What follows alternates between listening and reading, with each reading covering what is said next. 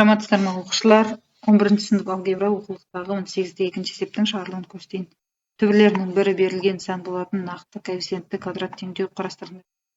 Енді түбірлерінің бірі деген сөз, мысалы біріншісі x бірінші 3y-ге тең болса, x екінші минус 3y-ге тең болады. Квадрат теңдеу қарастыру үшін мына вет теоремасын қолданамыз, яғни түбірлерінің қосындысы, яғни 3y минус 3y болады, орнына келіп қойсам, тең 0-ге тең, түбірлерінің көбейтіндісі, яғни 3y көбейтілген минус 3y тең минус 9y квадрат. Енді y квадрат бізде минус 1-ге тең, сондықтан 9 көбейтілген минус 1 бізде 9-ды береді. Енді осы бойынша мына жоғарыда квадрат теңдеу қарастырсам, x квадрат бізде мынау p-ның мәні ғой бізде. Мынау бізде q-дің мәні. P-ның мәні бізде мына жерде 0-ге тең болғандықтан, мынау түгел 0-ге тең болып кетеді. Енді q-дің мәні бізде 9-ға тең, плюс 9 тең 0. Квадрат теңдеу, яғни толымсыз квадрат теңдеу шығады осындай. Келесі екіншісін қарастырайық. X біріншісінің мәні 2 минус 3y-ға тең, x екіншісінің мәні 2 плюс 3y-ға тең.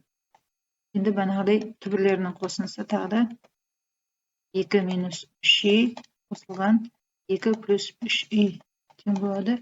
Бізде мына екеуі қарама-қарсы сандар, қосындысы 0-ге тең, 2 мен 2 қоссам 4 болады. Бұл бізде p-ның мәні.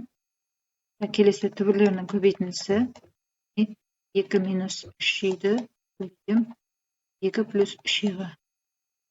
Қысқаша көбейту формуласы бойынша 2-ның квадраты минус 3y-дің квадраты болады. 2-ның квадраты бізде 4, мынаны квадраттан кезде 9, y квадрат. Енді y квадраттың орнына минус 1 қойсам, минус 1-ді минус 9-ға көбейтсем, енді плюс 9, 9-ға 4 қоссам, 13. Бұл бізде q-дің мәні. Енді орнына келіп қоятын болсам, x квадрат, p-ның мәні 4, бізде мына қарама-қарсыдан алынған болады, сондықтан минус 4 x болады, плюс 13 тең 0 деген бізде квадрат теңдеу шығады екен. Үшіншісін қарастырайық.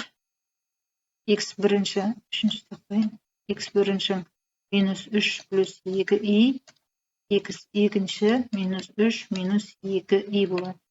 Тағы да түбірлерінің қосындысы, яғни минус 3 плюс 2y плюс, енді мынаумен минус болып кетеді, минус 3 минус 2y. Мына 2 бізде жойылып кетеді, минус 6-ны береді.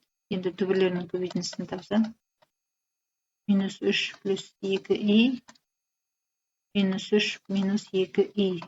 Қысқаша көбейту формуласы бойынша минус 3-дің квадраты 9 минус квадрат 4y квадрат болады бізде 9. Мынау бізде минус 1-ге тең, жоғарыда формула бойынша. Сонда мынау плюс 4 тең болады, 13-ті береді. Енді квадрат теңдеу қарастырсам, x квадрат, мынау бізде p-ның мәні, бізде q-дің мәні. Бұл қарама-қарсыдан алынған болса, плюс 6x плюс 13 тең 0 деген квадрат теңдеу қарастырылады.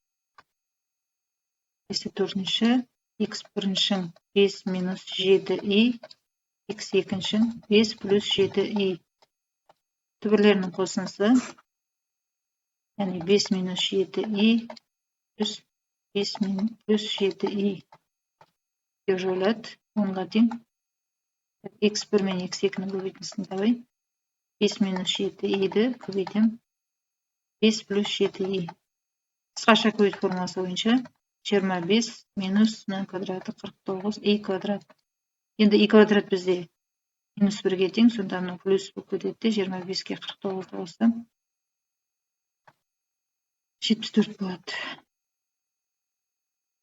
Сонымен квадрат теңдеу x квадрат минус 10x болады. Енді қарама-қарсыдан алынған болады.